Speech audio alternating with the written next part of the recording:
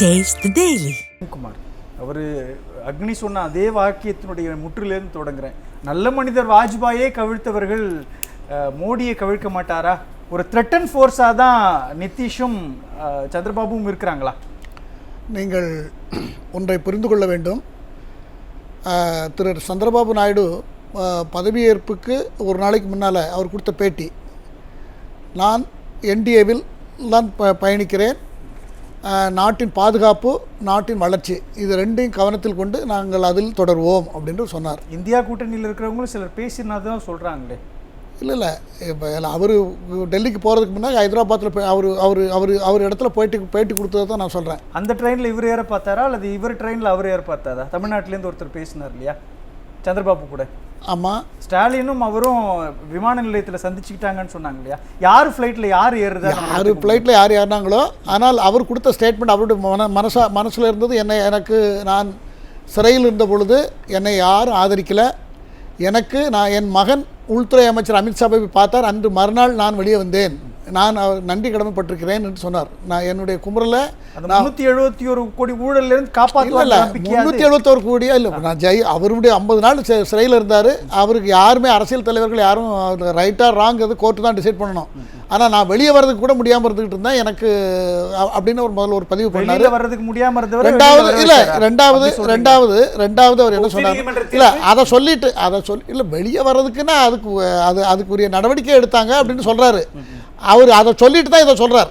நாட்டினுடைய எதிர்காலமும் நாட்டினுடைய வளர்ச்சியும் முன்னேற்றமும் தான் எங்களுக்கு முக்கியம், அதை கருத்தில் கொண்டு நான் என்டிஏல தொடர்வேன்னு சொல்லிட்டார். இல்லை சரியோ தவறோ, ஏன் அஜித் பவாரோ ஏக்நாத் ஷிண்டேவோ ஒரு எதிர்ப்பான குரலை எழுப்பிக்கிட்டே இருக்கணும் சார்? இது ஒரு ஜனநாயக முறையில் எல்லாரும் தனித்தனியாக இருக்காங்க. இப்போ பாஜக ஒரு கட்சி, அதுக்கு பெரும்பான்மை கிடைக்கல. ஒரு 2 நாளைக்கு முன்னே பிரதமர் 2 பேர்ட்டையும் 6.5 மணி நேரம் பேசினார் ஃபோனில். இவங்க ஒரு வாக்கு எண்ணிக்கைக்கு ஒரு 2 நாளைக்கு முன்னே நினைக்கிறேன் நான், என்னுடைய ஞாபகம் சரியாக இருந்தால் 1ஆம் தேதியோ 2ஆம் தேதியோ பேசியிருக்கணும். 2 பேர்ட்டையும் பேசியிருக்கார். 2 பேர்ட்டையும் இன்றைக்கி நாட்டுடைய நிலைமை என்ன, இன்றைக்கி எந்த நிலைமையில் இருந்தது, என்னென்னலாம் பண்ணியிருக்கோம், என்னென்னலாம் பண்ணணும், இந்த நாட்டுக்கு வரக்கூடிய அச்சுறுத்தல். இல்லை அதில் ஒரு முக்கியமான ஒரு விஷயத்தை சொல்லுவோம். இந்திய அரசியலமைப்பு சட்டத்து மேலே கை வைக்கக்கூடாதுன்னு நிதிஷ்குமார் சொல்கிறாரு. பல விஷயங்கள் சிஏஏலேருந்து யூஏபிஏவை நீங்கள் ரத்து பண்ணணும், அரசியல் ரீதியிலான பழிவாங்கல் நடவடிக்கைக்காக மத்திய புலனாய்வு அமைப்புகளை பயன்படுத்தக்கூடாதுன்ற கருத்தையும் 2 பேர் முன்வைக்கிறாங்க இல்லையா? ஜனநாயகம் இது இப்படிதான் இருக்கணும். ஜனநாயகம் நேர அமெரிக்க ஜனாதிபதி சொன்னா ஒண்ணு இல்லங்க, அது இல்ல. யூஏபிஏயோ அல்லது ஒவ்வொரு விஷயத்தையும் 123 அக்ரிமெண்ட்ல கம்யூனிஸ்ட் எல்லாம் கூட இருக்கும்போது 2008-9 123 அக்ரிமெண்ட்ல மன்மோகன் சிங் போய் கையெழுத்து போட்டு வந்தாருங்க. எல்லாரும் என்ன பேசணும், விவாதம் என்ன நடந்தது, கொடுத்த பேப்பர்ல என்னன்னு கூட படிச்சு பார்க்காம கையெழுத்து போட்டு வந்துட்டீங்க அப்படின்னு சொல்லி தான் போராட்டம். இல்ல இப்ப அக்னி கேட்கறது என்னன்னா, இல்ல இதே மோடி அரசாங்கத்துக்கு எதிராக நம்பிக்கையில்லா தீர்மானம் கொண்டு வந்தவரே அவர் தானே. அவர் ஏன் இன்னைக்கு அதே நிலைப்பாட்டை திரும்ப எடுக்க மாட்டாரான்னு கேட்கிறாரு சார். அது ஒவ்வொரு சூழ்நிலையில ஒரு நாள் செஞ்சவர் ஒவ்வொரு காலகட்டத்தில் ஒவ்வொரு முடிவுகள் எடுத்திருப்பார். ஏன்னா இன்னைக்கு அவர் எடுத்தாலும் அப்படி அந்த முடிவை எடுத்தாலும் அதை தாண்டின நிறைய ஆதரவுகள் இப்போ சுயேட்சைகள்லாம் நிறைய எப்படின்னு கேட்கிறேன். எடுக்க மாட்டேன். பாஜகவுக்கான பெரும்பான்மை இல்லாதப்போ நிதிஷ்குமாரையோ அல்லது சந்திரபாபுவை சார்ந்துதானே இருக்க வேண்டிய நிர்பந்தம். அதனால அவங்களுடைய சுயாதீனமான அல்லது எந்த ஒரு விஷயத்தையும் தனித்து முடிவெடுக்க முடியாத இடத்துல 2 பேரும் நம்மளுடைய ஆவடி குமார் அவர்கள் சொன்னது போல 2 பேரும் மூத்த கஷ்ட நஷ்டங்கள் சிக்கல்கள் தீர்த்த தலைவர்கள் 2 பேருமே. நிதிஷ்குமாரும் சரி, திரு சந்திரபாபு நாயுடும் சரி, 2 பேரும் நல்ல நாட்டுப்பற்று உள்ளவர்கள். எல்லாரும் சொல்லலாம், சொல்லிட்டு ஒரு டீக்கு மாறுறவங்க எல்லாம் இருக்காங்க. ஒரு டீக்கும் அப்படி இல்ல இந்த பிரச்சனை இருக்கு இல்லையா? பாஜக மட்டும்தான் நாட்டுக்கானவங்க, மத்தவங்க எல்லாம் நாட்டுக்கு இல்லன்ற ஒரு ஃபார்முலாவை முன் வச்சு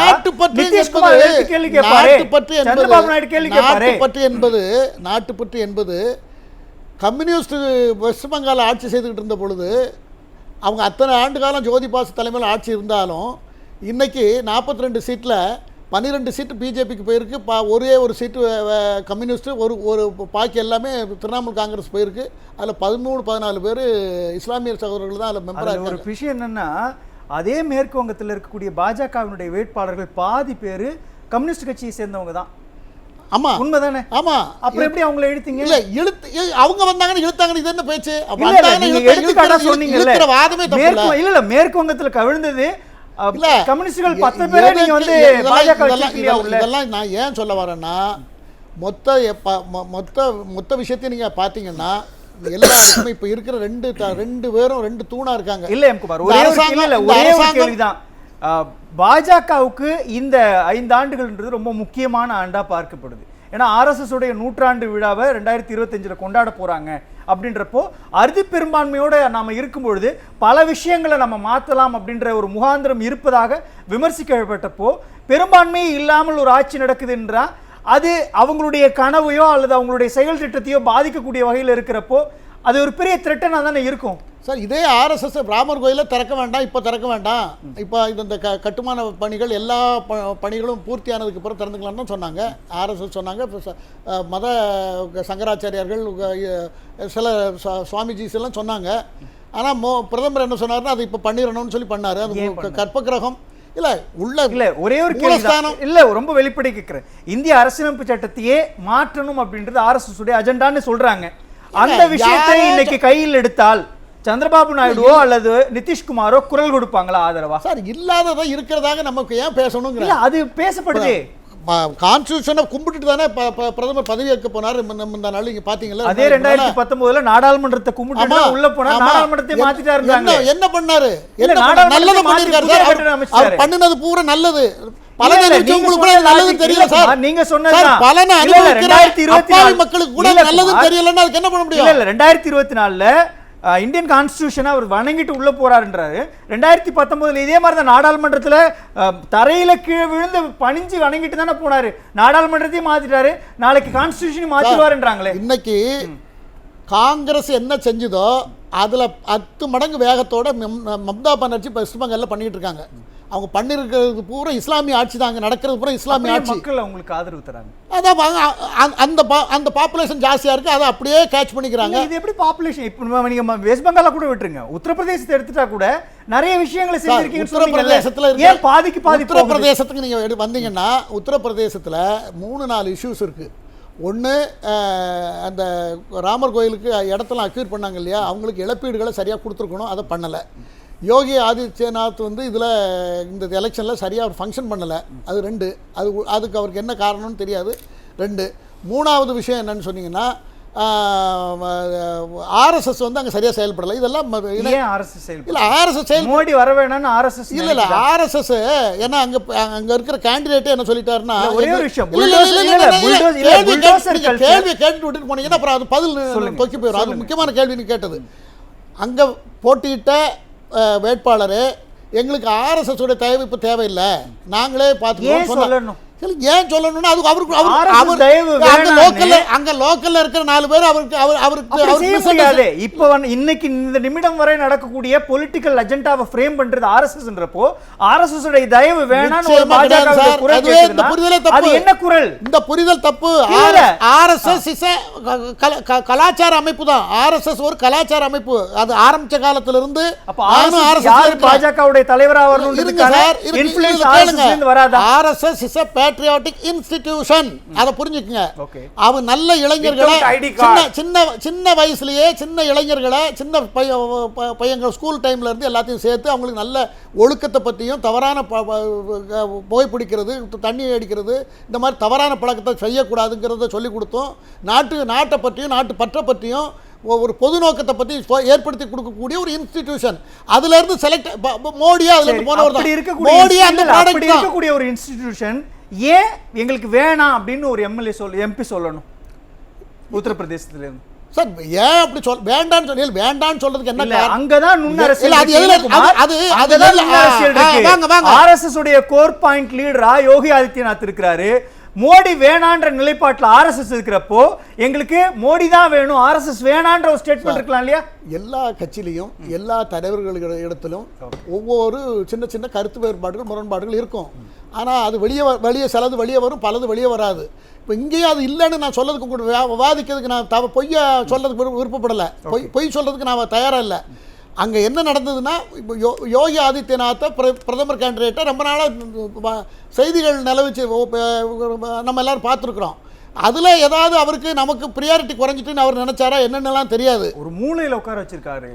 இல்ல நாங்க இருந்ததை நான் சொல்றேன், எல்லா கட்சியிலும் மாநில ரீஜனல் பார்ட்டிலன்னா 1000 கதையை சொல்லலாம். அதுதான் கேட்கிறேன். காங்கிரஸ்ல 1000 சொல்லலாம். ஓரம் வச்சுட்டாரு, யோகி ஆதித்யநாத்தை ஓரம் வச்சுட்டாரு, கூட்டணியில நம்பி போன ஏக்நாத் ஷிண்டே அஜித் பவாரை ஓரம் வச்சுட்டாரு.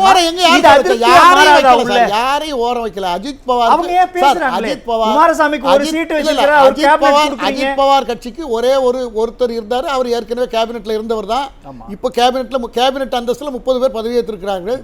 அவரை அவருக்கு தனி பொறுப்பு கேபினெட், அதாவது மாநில கேபினெட்டும் இல்லாம அவர் ஏற்கனவே நான் மினிஸ்டரா இருந்தேன் இருந்துட்டாரு. இதுவும் தனி பொறுப்புல அவருக்கு கொடுக்குறேன்னாங்க. அவர் என்ன சொல்லியிருக்காரு, நாங்க கேபினெட்ல இருந்தோம், எங்களுக்கு 2 எம்பி வருவாங்க, அதனால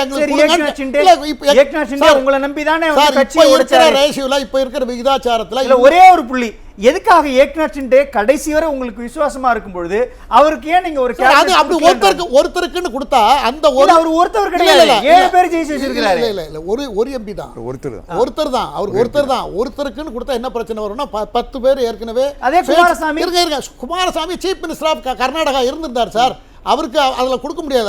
அது ஆஸ் அ புரோட்டோகால் படி அதுக்கு ஒரு இது இருக்கு. இவருக்கும் கொடுக்கறதுக்கு அவங்க கொடுக்கலன்னு சொல்லலை, தனி பொறுப்பில் கொடுக்குறேன்னாங்க. இவர் எங்களுக்கு கேபினெட் தான் வேணும்னு சொல்லியிருக்காரு. அது இன்னும் 82 பேருக்கு சீட் போட முடியும் சார் விகிதாச்சாரப்படி. அந்த ரேஷியோவில் 80 பேர் 82 பேர் வரைக்கும் போடலாம். இப்போ 71 பேர் தான் போட்டிருக்குன்னு 10 பெண்டிங்கில் இருக்குது. திரும்ப இதெல்லாம் இந்த துறைகள்லாம் அறிவித்ததுக்கு பிறகு தேவைப்பட்டால் திரும்ப அடுத்தால எக்ஸ்டெண்ட் பண்ணுவாங்கங்கிறது தான் என்னுடைய ஒப்பீனியன். பேசலாம் குமார், ரொம்ப சுருக்கமாக. நீங்கள் டாபிக்கு சம்பந்தம் இல்லாமல் மாநில தலைவர் அண்ணாமலையை நீங்கள் கடுமையாக விமர்சித்ததை நான் கடுமையாக கண்டிக்கிறேன். இல்ல அவர் பொலிட்டிக்கல் தவறு அப்படி இல்ல, நெறியாளராக இருக்கலாம், தனிப்பட்ட கருத்து கிடையாது. அரசியல்ல சொல்லப்பட்ட கருத்து உறுதியா இருக்கணும், அது நடக்கும். அவருக்கு தான் அண்ணாமலை என்னைக்கு ஒரு நாள் கூட அண்ணாமலை சொன்ன கருத்து அரசியல்ல உறுதியா இல்ல. ஒரு பத்திரிகையாளராக கேட்க வேண்டிய இடத்துல இருக்கிறேன், அவ்வளவுதான். இல்ல குமார், அண்ணாமலை என்கிற தனிநபர் மீது எந்த தவறும் கிடையாது எங்களுக்கு. ஆனால் அவர் சொன்ன பொலிட்டிக்கல் ஸ்டேட்மெண்ட்ல தான் விமர்சனம். அவர் சொன்ன பொலிட்டிக்கல் ஸ்டேட்மெண்ட்ல உறுதியா என்னைக்குமே இருந்தது இல்ல. ஒரு நிமிஷம், அண்ணாமலை என்னைக்கு இல்லன்றத நீங்க தெளிவா சொல்லணும். இல்லவே இல்ல, பேசுபொருள் ஆகணும்ன்றதுக்காக அண்ணாமலை என்கிற தனிநபர் மேல பத்தி பேசுறது இல்ல. எம் குமார், மீண்டும் சொல்றேன், அண்ணாமலை என்கிற தனிநபர் மீது பகையோ நட்போ கிடையாது. அவர் சொல்ற பொலிட்டிக்கல் ஸ்டேட்மெண்ட் மேல தான் விமர்சனம். அந்த ஸ்டேட்மெண்ட் ஆதாரம் இருக்குது. இந்த நாளிதழ் 1956 மதுரையில அப்படி நடக்கவே சொல்லிச்சு. மன்னிப்பு கேட்டாரா அண்ணாமலை? இந்துல முத்துராமலிங்க தேவர் இந்து பார்த்து தான் படிச்சேன்னாரு, இந்து அப்படி நான் வெளியிடவே இல்லைன்னாரு. இதுதான் அரசியல். இல்ல மீண்டும் இல்ல நிகழ்ச்சி நேரம் நகர்றேன். இல்ல எம் குமார், இல்ல டைம் இல்ல பாயிண்டா சொல்லலையே. ஒரு நிமிஷம், ஒரே ஒரு அதாவது காங்கிரஸ் இந்த நாட்டில் திரும்ப ஆட்சிக்கு வந்தால் 28 கட்சிகள் சேர்ந்து கூட்டணி போட்டு எதிர்த்து தோத்திருக்கிறது. வந்தால் இந்த நாடு பிச்சை எடுத்திருக்கும் என்பதை நான் தெளிவாக பதிவு செய்ய 38 கட்சி ஏங்க நாடு பிச்சை எடுக்குதோ இல்லையா, இன்னைக்கு நாட்டு மக்களை பிச்சை எடுக்க விட்டுறாங்க.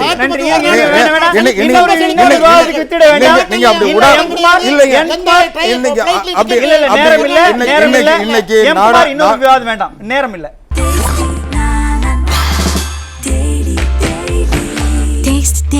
Taste the Daily.